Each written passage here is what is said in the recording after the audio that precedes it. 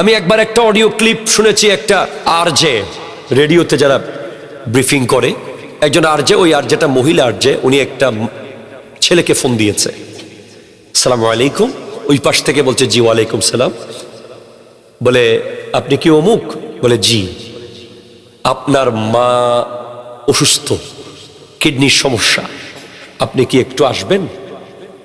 বলে সরি আমাকে ডিস্টার্ব করিয়েন না, আমার তো জীবন আছে।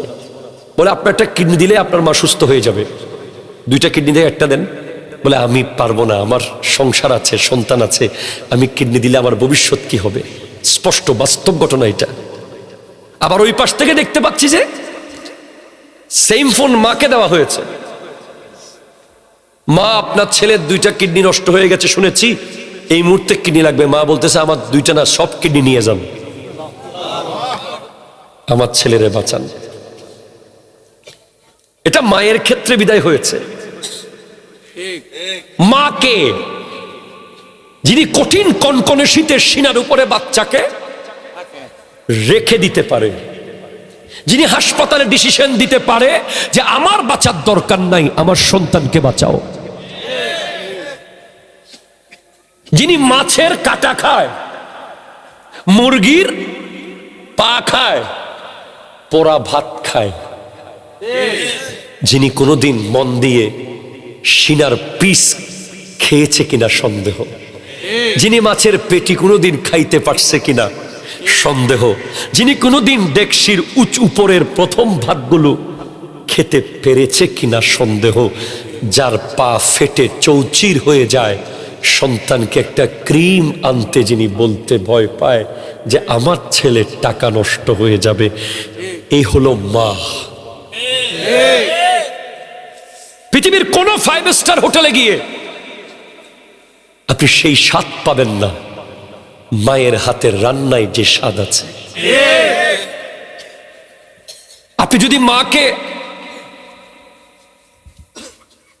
শুধু কিছু না বলে শুধু তাকিয়েই থাকেন, এতেও আপনি মক্কার কাবাঘর তাওয়াফ করার সওয়াব পেয়ে যাবেন। আমি অনেক মায়ের ইতিহাস জানি, যেহেতু ওয়াজ করি, ওয়াজ করে বেড়াই, বিভিন্ন মাদেরকে দেখি দূর থেকে কি করে। চট্টগ্রাম মেডিকেল কলেজে একটা মাকে আমি দেখেছি, আমি স্বচক্ষে।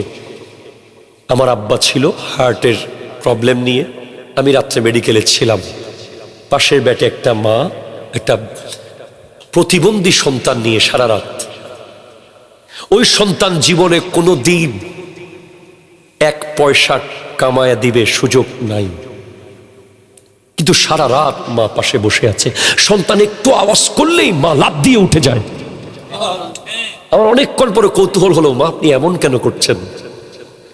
এই ছেলে কে এত মহব্বত কেন করেন? তাকে দিয়ে তো ভবিষ্যতে কোনো কিছুই পাওয়ার আশা নাই।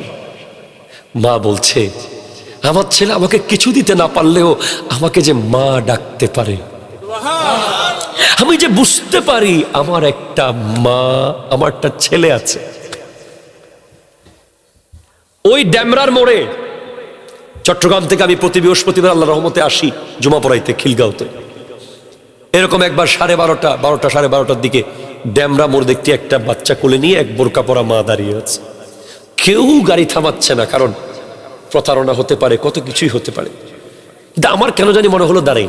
ক্লাস করে যে মা কি হলো, আপনি এত রাতে এখানে কেন? বলে বাবা, আমি কোনো ভিখারিও না, আমি কিচ্ছু না, আমি খুব ভালো পরিবারের মেয়ে, কিন্তু আমার স্বামীর বর্তমানে কোনো কাজ নাই, সে অসহায়, অসুস্থ। আমার এই ছেলে গত 7 দিন পেট ভরে কিছু খেতে পারে নাই। আপনার কোনো টাকা দিতে হবে না, যদি পারেন আমার বাচ্চাকে কিছু খাবার কিনে দেন। আমি বুঝতে পারলাম যে মা ওই জিনিস, যিনি বাচ্চার জন্য সমস্ত ব্যক্তিত্বকে বিসর্জন দিয়ে হাত পাততে পারে। আপনি 5 স্টার হোটেলে রাতে 2টা বাজে যান, কোটি টাকা নিয়ে যান, লেখা আছে নো ফুড, আর আপনি আপনার মায়ের কাছে যান, রাতে 3টা বাজেও খাবার আছে।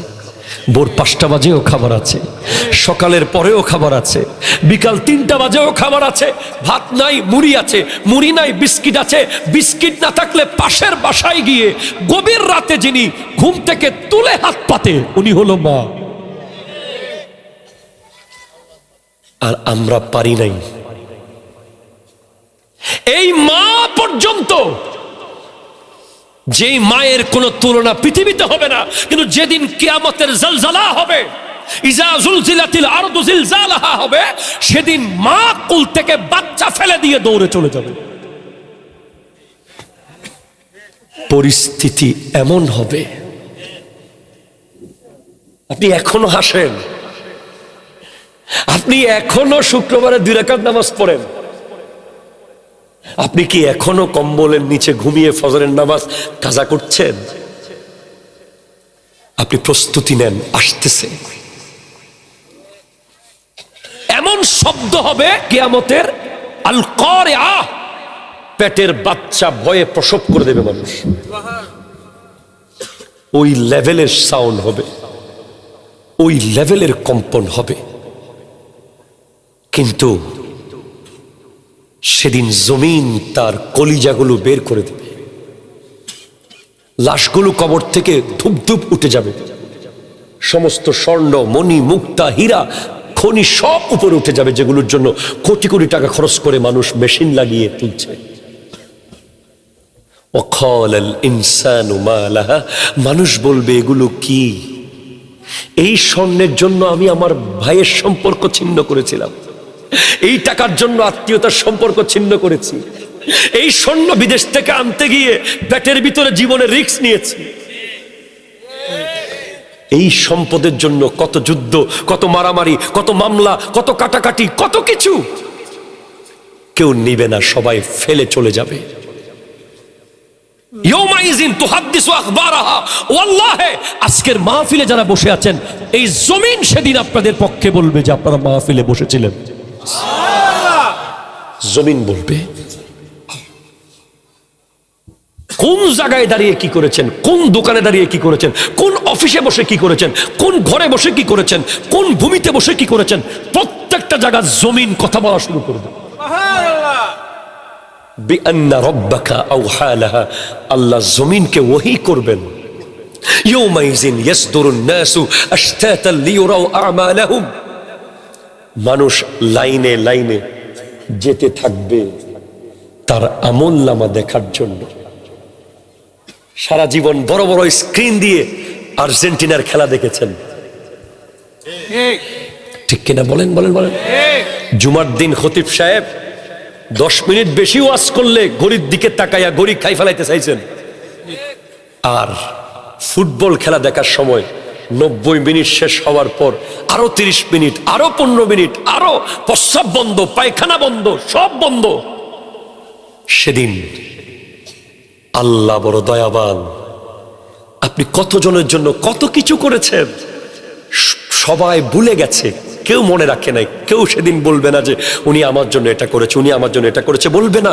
কিন্তু ফামান ইয়ামাল মিসকালা যাররাতিন খায়রান ইয়ারা, যে জররা পরিমাণ নেক আমল করবে আল্লাহ সেটাও তাকে দেখিয়ে দেবে।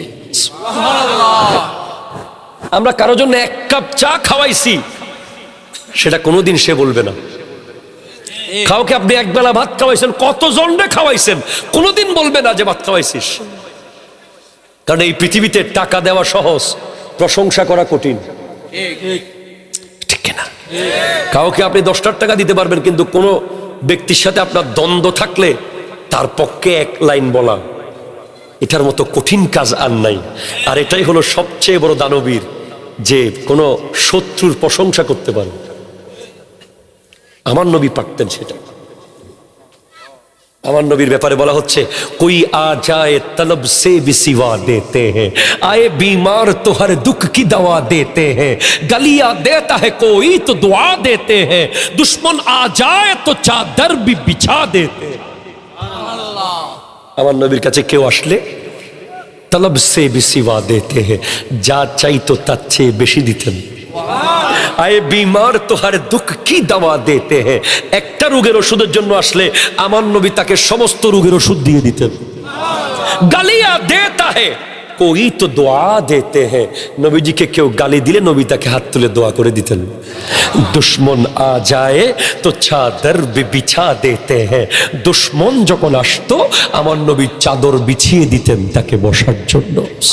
তাহলে ভূমিকম্প থেকে যদি বাঁচতে চান, মহামারী থেকে বাঁচতে চান, আগুন থেকে বাঁচতে চান, মুসিবত থেকে বাঁচতে চান, তাহলে একটা গাড়ি আছে যেই গাড়িতে চড়লে সফর আসান হবে। মনে রাখবেন, গাড়ি যত ভালো সফর তত আরাম। ঠিক কিনা ভাই? গাড়ি যদি আপনার ট্যাক্সি হয় ঠান্ডা বেশি লাগবে, গাড়ি যদি কার হয় মোটামুটি গরম লাগার সুযোগ আছে, গাড়ি যদি ল্যান্ড ক্রুজার প্রাডো হয় ঠান্ডা গরম দুইটাই আছে। ঠিক কিনা কথা কন না? আর গাড়ি যদি বিমান হয় আরো তাড়াতাড়ি, গাড়ি যদি হেলিকপ্টার হয় আরো আগে। আখিরাতে অনেকেই যাবে, কেউ পোকার মতো উড়তে উড়তে যাবে, কেউ তুলার মতো উড়ে উড়ে যাবে, আর কেউ যাবে একেবারে মেহমানের মতো। মেহমানের মতো কারা যাবে? যারা তাকওয়ার গাড়ির জোগাড় করতে পেরেছে। মুত্তাকি, আমার আল্লাহ বলেছেন ইয়াউমা নাহশুরুল মুত্তাকিনা ইলার রহমানি ওয়াফদা। মুত্তাকিরা কিয়ামতের দিন আল্লাহর কাছে যাবে মেহমান হয়ে, মেহমান হয়ে। কোরআন বলেছে আল্লাহকে ভয় করো, আল্লাহকে ভয় করো, আল্লাহকে ভয় করো। সুবহানাল্লাহ। সর্বশেষ কথা হলো, আমাদের এই মাহফিল থেকে আমরা যেটা শিখবো আজকে, সেটা হলো যে কোনো কিছুর বিনিময়ে আমরা তাকওয়াবান হয়ে যাব। সুবহানাল্লাহ। বর্তমানে এটার খুব দরকার। দেশে, সমাজে, পরিবারে, দোকানে, মার্কেটে, অফিসে, সব জায়গায় দরকার। গতকাল একজন ব্যবসায়ীর বক্তব্য দেখছিলাম, উনি বলছে উপরে মসজিদ নিচে কারখানা, উপরে নামাজ পড়ে নিচে এসে ওজনে কম দেয়। উনি একটা মাদ্রাসার প্রধান মুফতি, উনি নিজে ব্যবসায়ী ছিলেন। উনি এই দৃশ্য দেখে ব্যবসা ছেড়ে দিয়েছেন। আজকের দিনে যদি সবচেয়ে বেশি অভাব হয় সেটা হলো আল্লাহর ভয়ের অভাব। ঠিক কিনা? জোরে কথা বলেন। আল্লাহর ভয়, যার কাছে আল্লাহর ভয় নাই তাকে সেনাবাহিনীও কিছু করতে পারবে না, র্যাব কিছু করতে পারবে না, পুলিশ কিছু করতে পারবে না। তাকে কারাগারে ঢুকাবে, আবার বের হবে, আবার মাস্তানি করবে। ঠিক কিনা? জোরে কথা বলেন। আল্লাহর ভয়, তাকওয়া, আল্লাহর ভয় যেন আসে। এই জন্য আল্লাহ মাঝে মধ্যে ভূমিকম্প দিয়ে ঝাড়া মারে। ঠিক কিনা? জোরে বলেন না। মাইলস্টোনে বিমান পড়ে যায়, আগুনে ধাও ধাও করে জ্বলে যায় মার্কেট। এগুলো দেখার পরেও যারা আল্লাহর ভয়ে ফিরে আসে না, তাদের জন্য অপেক্ষা করছে আল মাউতু খায়রু মুআদ্দাবিন। মৃত্যু তাদেরকে চূড়ান্ত আদব শিখিয়ে দেবে। যদি মরার আগে আদব না শিখে, আল্লাহর আদব, নবীর আদব, ওলির আদব, মরার আগে যদি নামাজি না হয়, মরার আগে যদি হালাল না খায়, মরার আগে যদি মা বাবার আদব না শিখে, মরার আগে নবীর আশেক যদি না হয়, মৃত্যু তাকে শিখিয়ে দেবে। ঠিক কিনা? জোরে কথা জোরে বলেন। এজন্য আসুন আমরা ফেরত চলে আসি। রাত অনেক গরিব, কালকে দেশের অবস্থা পরিস্থিতি তো বুঝতেই পারছেন। ও আনিবু ইলা রাব্বিকুম, কোনো উপায় নাই। রাস্তায় আপনাদেরকে বারবার দেখানো হচ্ছে 500 ফুট পরে ইউটার্ন। আসলে নাই, কথা জোরে বলেন। ইউটার্ন, আমাদেরকে ইউটার্ন করতে হবে। আর 1 ইঞ্চি সামনে যাওয়া যাবে, যেখানে আছি ওখান থেকে ইউটার্ন করে ফেরত আসতে হবে হেদায়েতের পথে। আল্লাহকে ভয় করতে হবে। আল্লাহকে ভয়টা কেমন, একটা কথা মাথায় সেট করতে হবে যে কোই দেখে না দেখে খুদা দেখ রাহা হ্যায়। কেউ দেখুক আর না দেখুক, আল্লাহ আমাকে দেখছে। আপনি আমাকে 10 কোটি টাকা দিলেও একটা সিঙ্গেল একা রুমে কেউ দেখবে না, এমন জায়গায় নিয়ে আপনি 1 ফোঁটা মদ খাওয়াইতে পারবেন না। আমি মারা যাব। কেন? কারণ আমি জানি যে ওখানেও আল্লাহ দেখতেছে। যার জীবনে আল্লাহ দেখতেছে, আল্লাহ দেখতেছে, আল্লাহ দেখতেছে, সেট হয়ে যাবে, সে আল্লাহ দেখতেছে বলে এখান থেকে ফেরত আসবে, ওখান থেকে ফেরত আসবে, ওখান থেকে ফেরত আসবে, ফেরত আসতে আসতে আসতে আসতে এক সময় এমন হবে যে সেও আল্লাহকে দেখা শুরু করেছে। এটাই বায়েজিদ বুস্তামি এমন হয়েছে, খাজা গরিব নওয়াজ এমন হয়েছে, গাউসুল আজম শাহিন শাহ বগদাদ আব্দুল কাদের জিলানী রহমতুল্লাহ আলাইহি আল্লাহু বললে আল্লাহকে দেখতেন। ইহয়া উলুমিদ্দিন কিতাব এসেছে যে 300 বার উনি প্রতিদিন আল্লাহ জিকির করতেন, অনলি 300 বার। কেন বলে আপনি তো সারাদিন জিকির করলে 3000 বার করা যায়, বলে 300 বার করতাম, প্রতিবারেই আল্লাহকে দেখতাম, আল্লাহর সাথে কথা হতো। কোন লেভেলের চোখ জোগাড় করতে হবে আল্লাহকে দেখার জন্য, আমরা দেখছি না। এক স্ত্রীকে স্বামী জিজ্ঞেস করছে, বিবি বাজার থেকে কি আনবো? বলে 2টা পবিত্র চোখ নিয়ে আসি। বলে কেন? বলে শুনেছি জান্নাতে গেলে নাকি আল্লাহকে দেখা যাবে। সুবহানাল্লাহ। এই জন্য চোখগুলোকে পবিত্র রাখতে বলেছে বিবি। আমরাও বলি চোখ পবিত্র রাখুন, কারণ কবরে গেলে নবীকে দেখা যাবে। আমরাও বলি জীবনকে পাল্টান, ইউটার্ন করেন, হাসরের আযাব জাহান্নামের আযাব পরে, আগে কবরে নবীর সামনে গেলে নবী যেন দেখে একটা মুস্কি হাসি দেন। এলাকার এমপি সাহেব মুখ কালো করে যে আপনার দিকে চোখ বড় করে তাকায়, কেমন লাগে? মাথা খারাপ নাই? পুলিশের এসপি সাহেব যদি এভাবে না রেগে মেগে তাকায়, অফিসের বস যদি রেগে মেগে তাকায়, মাদ্রাসার প্রিন্সিপাল যদি রেগে মেগে তাকায়, সারাদিন শেষ। আর কবর জগতে কি চলতেছে রে আল্লাহ! যারার দিকে আমার নবী মুস্কি হেসে তাকাইছে তাদের জীবন সফল হয়ে গেছে, আর যার দিকে তাকিয়ে আমার নবী মুখ ফিরিয়ে ফেলবে, একজন সুদখোরের দিকে তাকিয়ে কি আমার নবী হাসবে? একজন ঘুষখোরের দিকে তাকিয়ে কি নবীজি হাসতে পারে? হাসবে? তা তো নবীজির সমস্ত হাদিস মিথ্যা হয়ে যাবে। একজন বেনামাজের দিকে তাকিয়ে নবীজি হাসবে না, কারণ সে নবীজিকে অপমান করেছে নামাজ না পড়ে। একজন বেগানা নারীর সাথে সম্পৃক্ত যুবক মারা গেলে তার দিকে নবীজি তাকিয়ে হাসবে না, নবীজি মনে কষ্ট পাবে। আর সব বাদ দেন, অন্তত নবীজির মুস্কি হাসির আশায় আজকে থেকে জীবন পাল্টান। সুবহানাল্লাহ। আমার নবীর 2টা স্পেশাল চেয়ার, একটা দুনিয়াতে, একটা হাসরের মাঠে। হাসরের মাঠে চেয়ার হলো মাকামে মাহমুদ। ومن الليل فتهجد به نافلة لك عسى أن يبعثك ربك مقاما محمودا। আমার নবীর জন্য তাহাজ্জুদের নামাজ ছিল ফরজ, আর আমার নবী এই তাহাজ্জুদের নামাজ পড়ার বিনিময়ে কিয়ামতের দিন আল্লাহ আমার নবীকে একটা চেয়ার দেবেন, যেটা মাকামে মাহমুদের চেয়ার। যে চেয়ারে বসলেই গোটা হাসরের মানুষ আমার নবীর দিকে তাকিয়ে বলবে, ওয়া মুস্তাফা, ওয়া মুস্তাফা, ওয়া মুস্তাফা। যে চেয়ারে বসে বসে আমার নবী শাফাত করতে থাকবেন, শাফাত। আর দুনিয়াতে যে চেয়ার, এটা দেখা যায় না। 63 বছর জুড়ে এই চেয়ারটা আছে। এটা হলো ওয়া ইন্নাকা লাআলা খুলুকিন আযীম।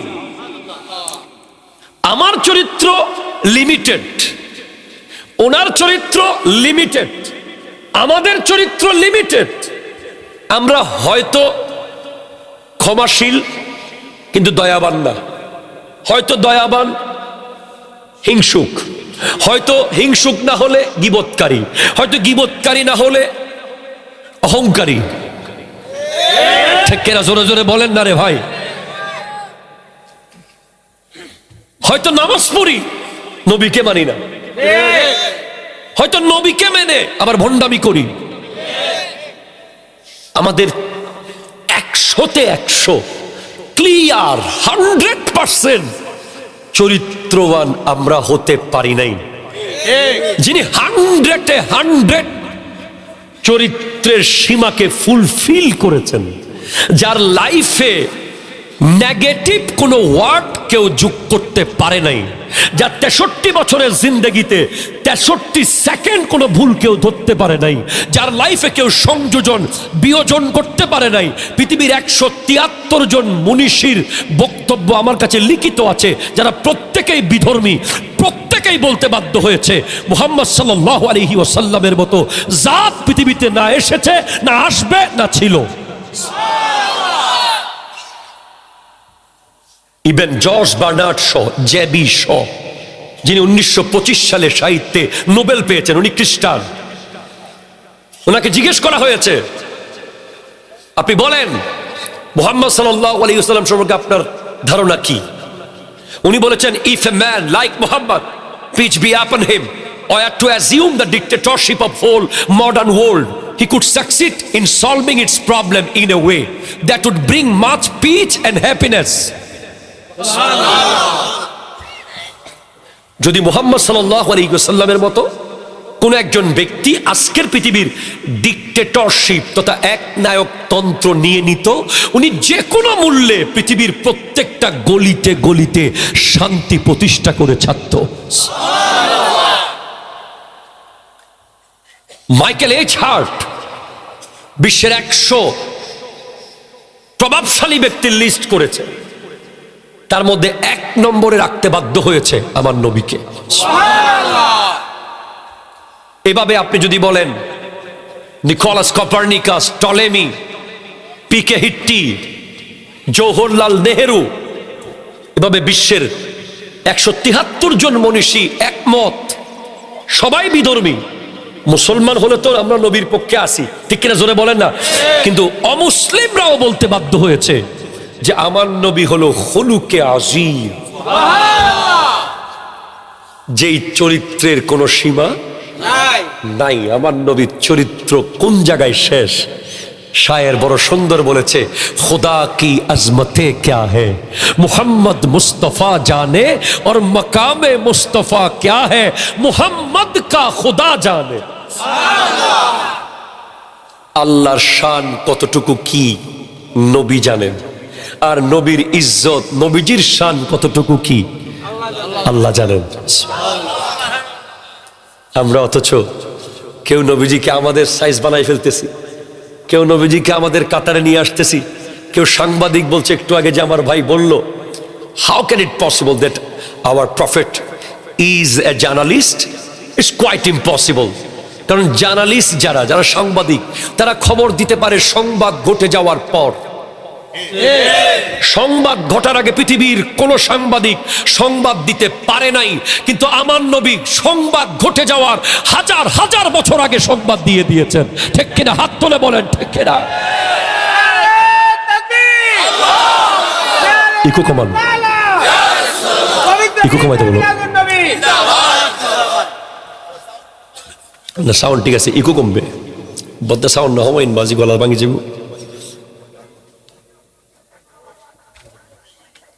আপনি কি বুঝতে পারতেছেন? সাইদা রাসূলুল্লাহ সাল্লাল্লাহু আলাইহি ওয়াসাল্লাম উহদান ফারাজাফা বিহিম, সুবহানাল্লাহ, জোরে বলে না। فقال النبي صلى الله عليه وسلم اثبت احد فانما عليك نبي وصديق وشهيدان। আমার নবী একবার উহুদ পাহাড়ে উঠেছেন। নবীজির মিলাদ শুধু আমরা করতেছি না ভাই, নবীজির আগমনের খুশি উদযাপন করেছে খুদ উহুদ পাহাড় নিজে। উহুদ পাহাড় দেখেছেন কে? হাত তোলেন তো। বাপ, এতগুলো এত মানুষ উহুদ পাহাড় দেখেছেন? মাশাআল্লাহ, আপনারা তো অনেক ভাগ্যবান মানুষ, আপনারা সবাই গেছেন না? আল্লাহু আকবার, মারহাবা মারহাবা। উহুদ পাহাড়ের ওই অংশ কেউ দেখেছেন যে জায়গায় আমার নবীকে জিবরিল আমিন উহুদ যুদ্ধে উড়িয়ে নিয়ে গিয়ে একটা গর্তের মধ্যে লুকিয়ে রেখেছিল? ওটাও দেখছেন না? মাশাআল্লাহ। ওই জায়গায় এখনো মেশক আম্বরের খুশবু আসে। আমি গত রমজানেও গিয়েছি, আল্লাহ তৌফিক দিলে আগামী রমজানেও যাব। গাড়িতে গ্যাস ভরার জন্য, গাড়িটা 1 বছর চলে তো সারা বাংলাদেশে, এটাতে তেল গ্যাস নিয়ে আসি মদিনা শরীফ যায়। উহুদ 6 কিলোমিটার এই পাহাড়টা, লক্ষ লক্ষ টন মাটি আছে। গোটা পাহাড় আমার নবী আসার সাথে সাথে নড়া শুরু করে দিয়েছে, নাচা শুরু করে দিয়েছে। সহিহ হাদিস, সহিহ হাদিস, সহিহ হাদিস। পাহাড়ের ভিতরেও আশেক আর গোস্তাগ আছে। উহুদ বরাবর ঠিক অপোজিটে আরেকটা পাহাড় আছে। আমার নবী বলেছেন, জাবলুন উহুদুন ইউহিব্বুনা ওয়া নুহিব্বু ওয়া হুয়া বাবুম মিন আবওয়াবিল জান্নাহ। উহুদ পাহাড় আমাকে ভালোবাসে, আমি উহুদ পাহাড়কে ভালোবাসি। এই উহুদ পাহাড় জান্নাতের 8টা গেটের একটা গেট। এরপরে তার ঠিক অপোজিট একটা কালো পাহাড় আছে দূরে, আপনি দেখবেন কালো টাইপের পাহাড়টা, কেমন জানি অন্ধকার অন্ধকার টাইপের। নবীজি বলেছেন, ওয়া জাবলুন আয়ের ইয়াবগাদুনা ওয়া নাবগাদু ওয়া হুয়া বাবুম মিন আবওয়াবিন নার। ওই যে আয়ের পর্বত আছে, ওটার নাম আয়ের পর্বত, ওটা জাহান্নামের, ওটা আমাকে ঘৃণা করে, অপছন্দ করে, আমরা তাকে তার প্রতি অপছন্দ রাখি। সে জাহান্নামের গেটের একটা গেট। কেন জানেন? মিলাদুন নবীর কারণে। আমার নবী যখন হিজরত করে মদিনা শরীফে আসলেন, উহুদ পাহাড় সহ সমস্ত পাহাড় পর্বত গাছপালা নবীকে দেখে ঝুঁকে গেছে। কিন্তু ওই আয়ের পর্বত সোজা হয়ে দাঁড়িয়েছিল, নবী তাজিম করে নাই। জিবরিল আলাইহিস সালাম একটা থাপ্পড় মেরে তার আগা পুরো ভেঙে দিয়েছে। আল্লাহু আকবার, জোরে বলেন। এটা দুনিয়াকে শিক্ষা দেওয়ার জন্য যে নবী তাজিম করলে জিন্দেগি ভর উহুদ পাহাড়ের নাম মুখে মুখে মুখে মুখে, ঠিক কিনা জোরে কথা বলেন না। আর আয়ের পর্বত কেউ মুখে নেয় না, আমরা আলোচনার সাপেক্ষে নিয়ে থাকি। প্রথম শুনলেন আয়ের, এই উহুদ পর্বতের উপরে নবীজি উঠেছেন, সাথে সিদ্দিক আকবর, ফারুক আজম, উসমান যুন্নুরাইন, 3 জন সাথে আছে। উহুদ হুরুস্তুল খুশিতে নাচতেছে। এরপর আমার নবী বলছেন, উসবুত উহুদ, উহুদ তুমি ঠান্ডা হও, শান্ত হও। ফাইন্নামা আলাইকা নাবিয়্যুন ওয়া সিদ্দীকুন ওয়া শহীদান, তোমার উপরে একজন নবী দাঁড়িয়ে আছে, একজন সিদ্দিক দাঁড়িয়ে আছে, আর 2 জন শহীদ দাঁড়িয়ে আছে। শহীদগুলো এখনো শহীদ হইছে না। শহীদ যে হবে নবী কেমনে জানে? নবী সাংবাদিক নয় তাই জানে। কথা বলো ঠিক কিনা জোরে বলেন না। সাংবাদিক হইলে হযরত উসমান রাদিয়াল্লাহু তাআলা আনহুর শাহাদাতের পরে খবর দিত, হযরত ফারুক আজমের শাহাদাতের পরে খবর দিত। নবী বলেই 24 বছর আগে বলে দিয়েছেন, তোমার উপরে একজন শহীদ দাঁড়িয়ে আছে। যুবক, আমি তোমার কাছে যাচ্ছি। ভূমিকম্প, অনেকে ঢাকা ইউনিভার্সিটি বন্ধ করে দিয়েছিল, অনেকে বলেছে ঢাকা ছেড়ে চলে যাই, গ্রামে চলে যাই। আমি হাসি আর ফেসবুকে লিখি, পৃথিবীর কোথাও গিয়ে ভূমিকম্প থেকে বাঁচা যাবে না, কোথাও না। তুমি যদি আটলান্টিক মহাসাগরের নিচে চলে যাও, তুমি যদি লোহার ঘর বানাও, তুমি যদি আকাশেও চলে যাও, আল্লাহ সেখানেও ভূমিকম্প দিতে পারে, ঠিক কিনা জোরে কথা বলেন না। ভূমিকম্পের মালিককে রাজি করতে হবে। ভূমিকম্প থেকে বাঁচার একটা উপায় আছে। আপনি যদি আমাকে বলেন, হুজুর ভূমিকম্প থেকে বাঁচার উপায় কি, যদি উনি ইঞ্জিনিয়ার হয়, উনি বলবে যে আপনার বিল্ডিং এর নিচে ভূমিকম্প নিরোধক প্রযুক্তি ব্যবহার করেন। উনি যদি মোটামুটি গাছের বাঁশের হিসাব জানে, বিল্ডিং এর হিসাব জানে, উনি বলবে যে আপনি টেবিলের নিচে বসে থাকবেন। আরেকজন হয়তো বলতে পারে আজান দিবেন। আমি আপনাকে বলবো, আল্লাহ বলেছে ভূমিকম্প থেকে বাঁচার উপায় কোরআনে বলে দিয়েছে। আল্লাহ বলছে, ইয়া আইয়ুহান নাসুত্তাকু রাব্বাকুম। সুবহানাল্লাহ। হে ঈমানদার, আল্লাহকে ভয় করো। আবার বলছি, আল্লাহকে কি করো? জোরে বলছি, কি করো? হে মানুষ, এখানে ঈমানদার বলে নাই, মানুষ বলেছে, হে মানুষেরা আল্লাহকে ভয় করো, ইন্না জালজালাতাস সাআতি শাইউন আযীম, নিশ্চয়ই কিয়ামতের ভূমিকম্প অত্যন্ত আযীম বস্তু, আযীম। আল্লাহু আকবার, জোরে বলেন। এটা কেমন হবে? সূরা জিলজালের মধ্যে আল্লাহ বলে দিয়েছেন, ইযা জুলজিলাতিল আরদু জিলজালাহা ওয়া আখরাজাতিল আরদু আসকালাহা ওয়া ক্বালাল ইনসানু মা লাহা ইয়াওমা ইযিন তুহাদ্দিসু আখবারাহা বিআন্না রাব্বাকা আওহা লাহা ইয়াওমা ইযিন ইয়াসদুরুন নাসু আশতাতান লিয়ুরাউ আমালাহুম ফামান ইয়ামাল মিসকালা যাররাতিন খায়রান ইয়ারা ওয়ামান ইয়ামাল মিসকালা যাররাতিন শাররান ইয়ারা। এক যাররা পরিমাণ নেক আমল। তুমি দুনিয়াতে কত জনের জন্য কত কিছু করলে, সব ভুলে গেছে দুনিয়ার মানুষ। কথা বলে না, ঠিক কিনা? জোরে বলে না।